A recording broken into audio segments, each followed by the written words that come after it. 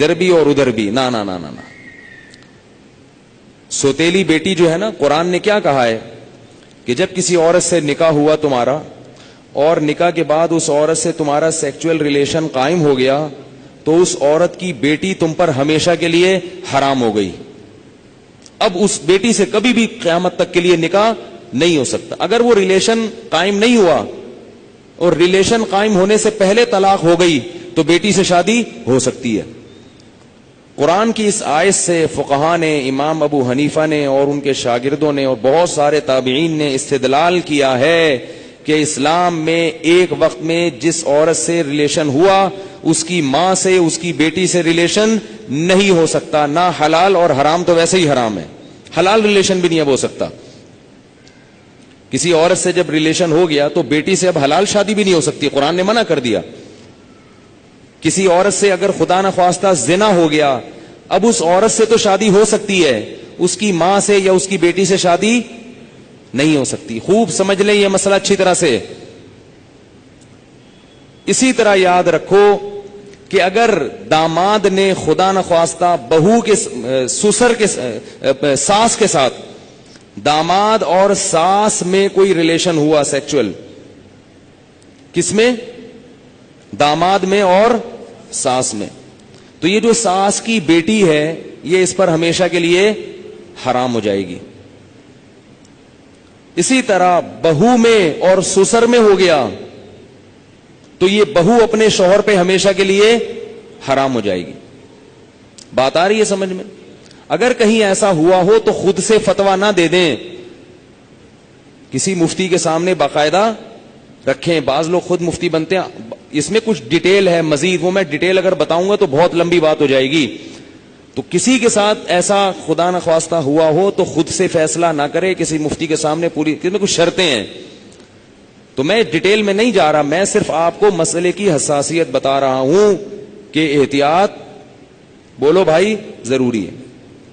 کن رشتوں سے احتیاط ضروری؟ سگی بیٹی سے احتیاط ضروری، بیٹے کا اپنی ماں سے احتیاط ضروری، ساس سے احتیاط ضروری، داماد سے احتیاط ضروری۔ یہ وہ رشتے ہیں۔ سوتیلی بیٹی سے احتیاط ضروری، کسی عورت سے آپ نے شادی کی، اس کی بیٹی آپ کی محرم ہے، لیکن اگر اس سوتیلی بیٹی سے سیکچول ریلیشن ہو گیا تو وہ بیٹی تو حرام تھی، اس کی ماں بھی ہمیشہ کے لیے حرام ہو گئی۔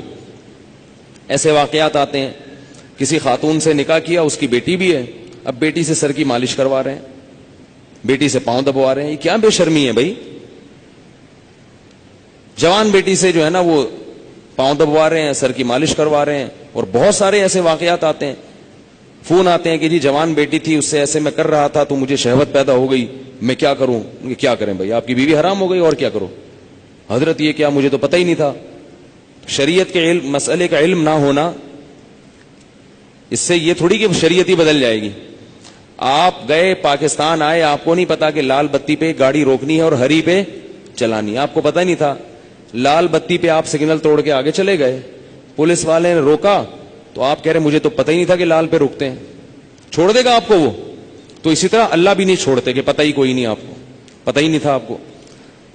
تو یہ خوب سمجھ لیں، ان رشتوں میں احتیاط کی بہت سخت ضرورت ہے۔ اسلام پاکیزہ نظام بنانا چاہتا ہے۔ بہو گھر میں آئی ہے تو سسر کے لیے وہ بیٹیوں کی طرح ہے، جب بھی اس پہ نگاہ ڈالے، کیسی نگاہ ڈلے گی؟ بیٹی جیسے، اور اس کو ہاتھ نہ لگائے۔ پیار کرنا ہے بہو کو، سر پہ ہاتھ رکھے۔ سمجھ رہے ہیں؟ نہیں سمجھ میں آ رہی نا، کیا کریں؟ بہو کو پیار کرنا ہے تو کیا کرنا ہے؟ سر پہ ہاتھ رکھنا ہے، بس بیٹیوں کی طرح، بس سر پہ ہاتھ رکھا بس۔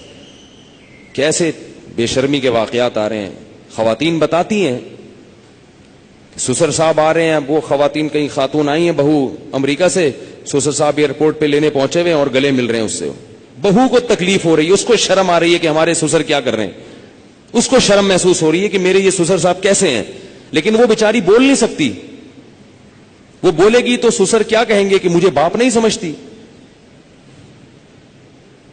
مجھے باپ مجھ پہ شک کرتی ہے۔ کیوں بھائی؟ تو سسر کو مسئلہ سمجھا دیں۔ میں یہ نہیں کہہ رہا کہ وہ بیچارہ غلط ہوگا، ہو سکتا ہے وہ بیٹیوں ہی کی طرح گلے مل رہا ہو، اور ہر ایک کی سوچ غلط نہیں ہوتی، کسی سے بدگمان ہونے کی اجازت نہیں ہے، اصول ہیں۔ بھائی 100 آدمیوں میں سے ایک اگر غلط ہوگا تو اس ایک غلط کے شر سے بچانے کے لیے مزید 99 کو بھی منع کیا جائے گا. الحمدللہ ہمارے گھروں میں خیر غالب ہے. سسر بہو کو بیٹیاں کی طرح سمجھتے ہیں, بہویں سسر کو باپ کی طرح سمجھتی ہیں. ہمارے معاشرے میں ابھی شر کا عنصر کم ہے, خیر اس معاملے میں الحمدللہ غالب ہے, مگر یہ غالب ہی رہے تو اچھا ہے. اگر یہ بے احتیاطیاں ہوئیں تو خیر کم ہو جائے گی اور شر غالب آ جائے گی. تو اچھے اور خاندانی لوگوں کے ہاں یہی ہوتا ہے کہ بہویں اپنے سسر کے سامنے ذرا لپٹ کے بیٹھتی ہیں, چادر وادر سر پہ لے کے بیٹھتی ہیں, ایک تقدس ہوتا ہے, ایک رشتہ ہوتا ہے. اسی طرح یاد رکھو بہو کے لیے, سسر کے لیے یہ غلط ہے, جائز نہیں ہے کہ وہ بہو کے کمرے میں بغیر پرمیشن کے داخل ہو جائے. یہ بھی ہوتا ہے. سسر صاحب کیا کرتے ہیں, شادی ہوئی ہے, دروازہ کھول کے بہو کے کمرے میں گھس گئے. وہ بیچاری کس حال میں بیٹھی ہوئی ہے, کس حال میں لیٹی ہوئی, اور اس کو غصہ آتا ہے تو کہتے ہیں میں باپ ہوں, میں بھی پرمیشن لے کے آؤں. تو حیا بھی کوئی چیز ہوتی ہے. تو جوان بیٹی کے کمرے میں باپ کو اس طرح نہیں گھسنا چاہیے. بیٹی کا بھی باپ سے کوئی حیا تو ہوتی ہے نا. تو اس لیے ان چیزوں میں احتیاط برتو. ہم کسی پہ الزام نہیں لگا رہے, کسی پہ شک نہیں کر رہے, یہ سارے کیسز ہو رہے ہیں. ایک صاحب کہتے ہیں کہ میرے والد صاحب نے میری بیوی کے لیے چوڑیاں لاتے ہیں تو میری بیوی کا ہاتھ پکڑ کے اس کے ہاتھ میں چوڑیاں ڈال رہے ہیں. وہ صاحب کہہ رہے ہیں مجھے اچھا نہیں لگ رہا کہ میرے ابا میری بیوی کے ساتھ ایسا کیوں کر رہے ہیں. اس کو غیرت آ رہی ہے بیٹے کو کہ یار یہ ابا کیا کر رہے ہیں.